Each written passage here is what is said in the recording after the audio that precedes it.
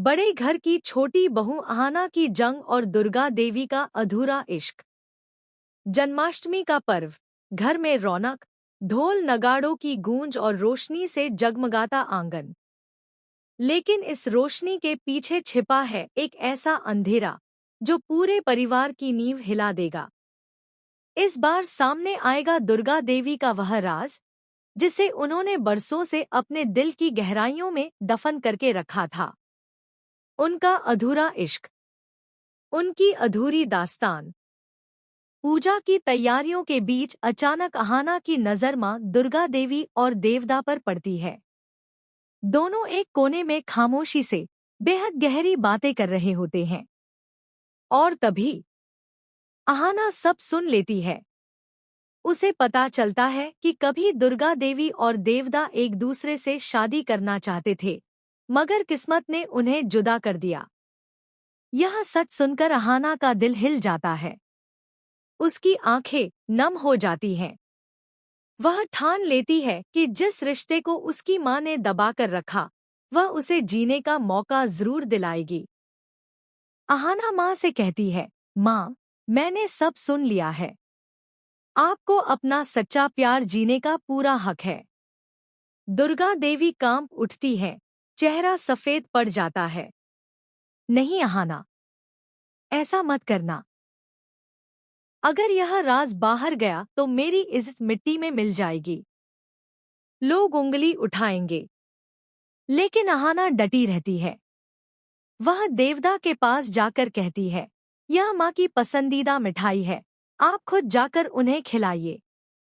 देवदा जब दुर्गा देवी को मिठाई खिलाते हैं तो उस पल की मिठास से पुरानी यादें उमड़ पड़ती हैं।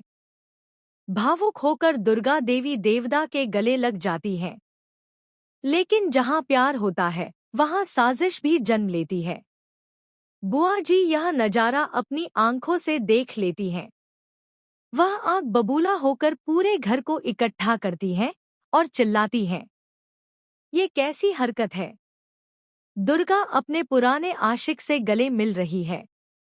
हमारे खानदान की इस मिट्टी में मिल जाएगी। पूरा घर सन्न रह जाता है। लेकिन इस बार अहाना चुप नहीं रहती। वह तूफानी अंदाज में कहती है, मेरी माँ के बारे में कोई एक शब्द और बोला तो मैं किसी को नहीं छोड़ूंगी।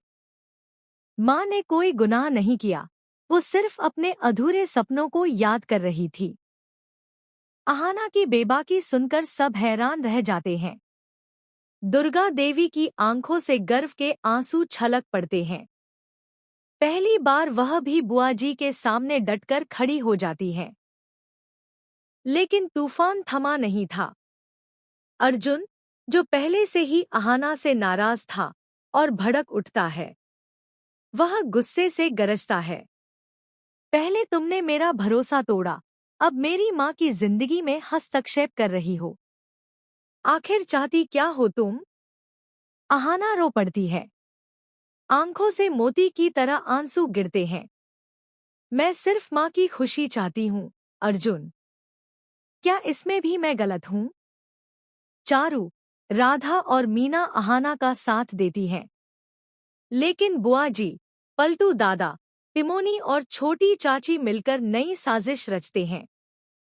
बुआ जी कसम खाती है, मैं यह राज पूरे मोहल्ले में आग की तरह फैला दूंगी।